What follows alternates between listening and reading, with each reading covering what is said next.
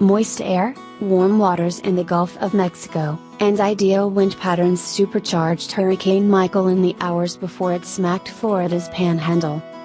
Hurricane Michael was barely a hurricane Tuesday morning, with winds of 90 miles per hour. A little over a day later, it had transformed into a monster.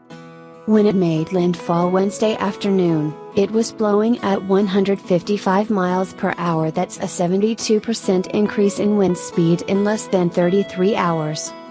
Michael saw our worst fears realized, of rapid intensification just before landfall on a part of a coastline that has never experienced a Category 4 hurricane, University of Miami hurricane researcher Brian Gouldy said Wednesday morning. Hurricanes have something called a potential intensity. That's how strong a storm can get if all other factors are aligned, said National Oceanic and Atmospheric Administration climate and hurricane expert Jim Cosin said. Michael had nothing holding it back. Everything was there for it to reach its potential, and it did, Cosin said.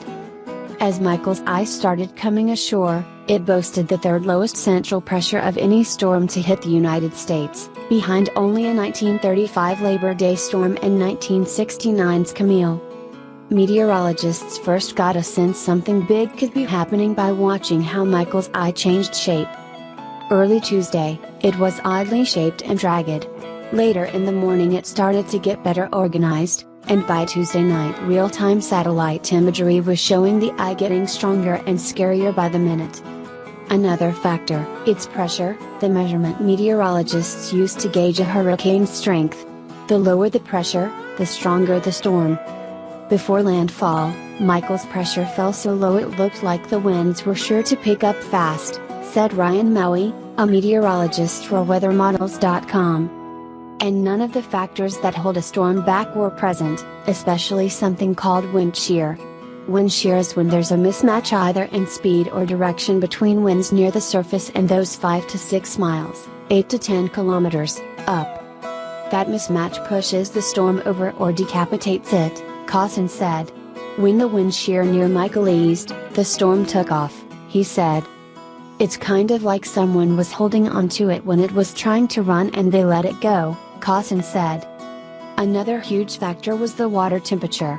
Warm water is the energy that fuels hurricanes, and the Gulf water is 4 to 5 degrees warmer than normal. Water temperatures in the Gulf of Mexico vary along with weather, but some scientists said the warm waters are signs of human-caused climate change. Have humans contributed to how dangerous Michael is? Cosin said.